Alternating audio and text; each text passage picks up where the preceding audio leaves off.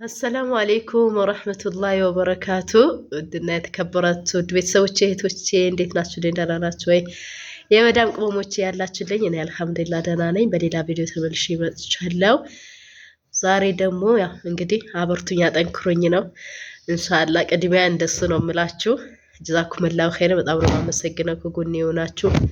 ኧረ ኧረ ፈካም ላይ እና ምን ልላችሁ ፈልጌ ነው፣ አንድ እህታችን ሱቅ ለመክፈት ስንት ብር ያስፈልገኛል ብላ ጠይቃኝ ነበረ። 1 ሚሊዮን አለኝ ብላለች። ማሻአላ ተባረክ ረህማን። እና ማከፋፈያ ወይስ ሱቅ ይከፍትልኛል ብላ ነበረ። ስለዚህ ሱቅ በአሁኑ ሰዓት በነገራችን ላይ ብዙ ሰው ስለሚከፍ በየሰፈሩ ይለያያል። በደንብ የሚሸጠው ትንሽ ሱቅ የሌለበት አካባቢ እንደዛ ከሆነ አው ያዋጣል ይሸጣልም። ግን 1 ሚሊዮን ምናልባት መስመር ላይ ሆኖ ተከራይቶ ማከፋፈያ ቢከፈት ያዋጣል። አሪፍ ነው ማከፋፈያ ሱቅ ማለት ነው። ትንሽ ሰፋ ያለ ሱቅ እሱን ያዋጣል። ቢያንስ 1 ሚሊዮኑን ያው በሉት የተወሰነ። በአሁኑ ሰዓት ግን ሁሉም ነገር ስለተወደደ ይከፍታል ነው የምለው እኔ። 1 ሚሊዮን እናንተም በኮመንት አሳውቋት። 1 ሚሊዮን አለኝ ሱቅ ሰፋ ያለ ሱቅ ለመክፈት ያዋጣኛል ወይስ ማከፋፈያ ይበቃ የማከፋፈያ ሱቅ ብከፍት ያዋጣኛል ብላለች። ስለዚህ ልትመጣ 2 ወር ነው የቀራት። ትጨምርበት ወይስ 1 ሚሊዮኑ ይዛ ትምጣ ነው? ያኔ አለኝ ነው ልመጣ አስቤያለሁ፣ 2 ወር ቀርቶኛል፣ ልጨምርበት ወይስ 1 ሚሊዮኑ ይበቃኛል ብላለች። በኔ ሀሳብ ያው አሁን ትንሽ አሁን ጊዜው እንትን ስላለ ሁሉም ነገር ውድ ስለሆነ ማከፋፈያ ሳይሆን፣ ማከፋፈያ እኮ ከባድ ነው። ትልቅ ሱቅ ማለት እሱም መስመር ላይ ሆኖ እንትኑ ሱቁን ተከራይተሽ ያው በወር ስንት እንደሚከፈል አላህ ነው የሚያውቀው። እና ኑሮ ውድ ስለሆነ ትንሽ ቢያንስ ማከፋፈያ ሳይሆን ሰፋ ያለ ሱቅ፣ አሁን መስመር ላይም ሆኖ ትንሽ ሰፋ ያለ ሱቅ፣ ሰፊ የሆነ ትንሽ ከማከፋፈያ አነስ ባለ ሱቅ ጥም ያለ እቃ ይገዛል። ማሻአላ እንደ በፊት ቢሆን ይበቃል። 1 ሚሊዮን ብር ይበቃ ነበር በማከፋፈያ። ግን አሁን ኑሮ ውድ ሆነ፣ ወላይ ጣራ ነው የደረሰው። ስለዚህ እናንተም በኮመንት አሳውቋት፣ ጻፉላት። ይሄን ነው የምላችሁ እኔ። ያው ቦታሽን ነው ዋናው፣ ወሳኙ ቦታሽን ነው። ሰፈርሽ የት እንደሆነ እንደገና ቦታሽ አካባቢሽ እንዴት ነው አጣሩስ። አሁን አንዳንድ ስራ ለመስራት ስታስቡ ለቤተሰብ ለወንድማሞች ጠይቁ ማለት ነው። እንደዛ አላችኋለሁ ውዶቼ። ያው አጣሩና ከዛ በኋላ እናንተ ከመጣችሁ በኋላ ያስታውቃችኋል ማለት ነው። ሁኔታው፣ አየሩን፣ የኢትዮጵያ ያለው ነገር፣ ሁሉንም ነገር ያስታውቃችኋል ማለት ነው ውዶቼ።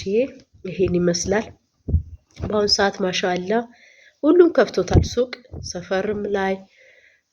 አሁን እኔ ልክፈት ብል ገበያ አይኖረውም። ዝም ብዬ ልክፈት ያው አንዳንድም ሰው ቢመጣ ካልኩኝ ነው እንጂ ማሻአላ በዚህም ሱቅ አለ፣ ከላይም ከታችም ሱቅ አለ። ስለዚህ ግን ብዙም ገቢ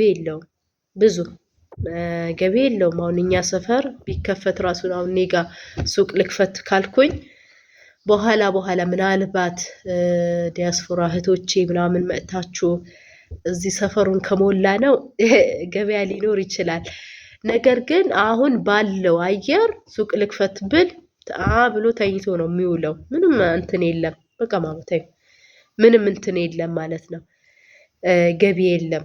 በቃ ምን ልበላችሁ፣ ዝም ብሎ ነው። ምክንያቱም ከላይም አለ፣ ከላይ የሚመጣ ሰው ላይ ይገዛል፣ ከታችም የሚመጣ ሰው መታች ይገዛል ማለት ነው። ስለዚህ እኔ ሰፈር ደግሞ ማንም ይገዛ የለም ማለት ነው። ያው የሆነ ነገር አንድ ሱቅ ላይ ቢታጣ እኔ ጋር ሊገኝ ይችላል። በእርግጥ ግን አያዋጣም፣ ዝም ብሎ ነው። ይሄን እላችኋለሁ ውዶችዬ። ሼር አድርጉልኝ፣ ሰብስክራይብ አድርጉልኝ። እናንተም በኮመንት ጻፉላት፣ ንገሯት፣ አሳውቋት በደንብ። ያው ራስ በራሳችን እንዲህ ስንመካከር አሪፍ። ወንድ ይዛተኛ ያለሽ አጠገባችን ስለ እናቴ ብዬ ማውራት አልፈልግም፣ ግን አሁን እሷ ስላነሳችሁ ነው የሚመልስሽ። አልደግሞም ይሄን ቃል ይቅርታ።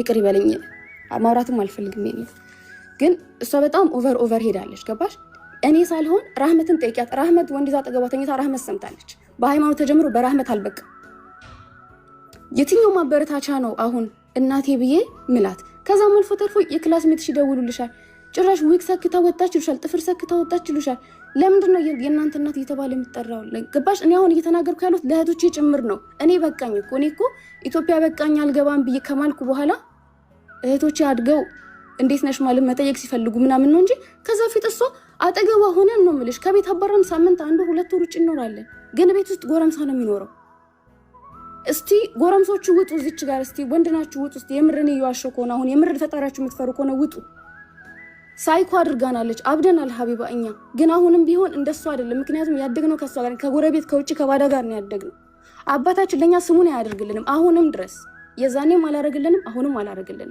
እሷ የምትፈልገው ሄደን እንደበድበው ሄደን እንድንገለው ሄደን እንድንከሰው እኛ ደግሞ የዛ አቅም የለንም አሁን ራሳችን የማትረፍ ህይወት ላይ ነው ያለነው ሰው እንዴት ህይወቱ ሙሉ ስትራግል እያደረገ ይኖራል አሁንም ደግሞ አልበቃም ገባሽ አሁን ኢትስ ኦኬ ምናልባት ከዚህ በኋላ ምናልባት እንፈልገው ነገር አይኖርም ፍላጎታችንን እንኳን አውጥተን የምንጠይቅ አይነት ልጆች አይደለንም መጠየቅ ትችላለሽ አንገታችን ደፍተን ነው የምንኖረው ለሰው አንናገርም ይሄ ሆነን እንኳን ብለን ይሄ አሁን ላይ የምናየው ነገር ለኛ ኢትስ ኦኬ ነው ስልሽ ጨመረችልን እንጂ ካለብን ላይ አዲስ ነገር አይደለም የተፈጠረብን ግን ይሄ ጨመረችብን ጭራሽ ከውስጣችን ቁርጥ አድርገን እንድናወጣት ነው ያደረገችው ያ ቪዲዮን ከመቀረጻ በፊት ከሁለት ቀን በፊት በስልክ እያወራችን ነበር ማማ ተረጋጊ በንዴት የምታወጪውን ኢነርጂ ቀንሺ አንቺ ገና ነሽ እሷ ለ3 ለ4 ሜትር ቤት እንድትጣላ አልፈልግም እኛ ሰርተን ቤት እንገዛልሻል የተሻለ ነገር ነው የማስበው ይሄን እንደዚህ ካላልኳት እስቲ ውሸታማ አትበለኝ እኔ በጣም በተረጋጋ ነገር ነው ማውራት እንድትረጋጋ ብዬ ነው እንጂ እኔ ያደረገችኝ ነገር እኔ ውጭ ላይ እንዳሳልፍ ምን ያደረገችኝ ነገር ባይ ፎርስ ዛሬ እናቴ ብዬ የመጣበት አይነት ህይወት ውስጥ አልነበረም ሆኖ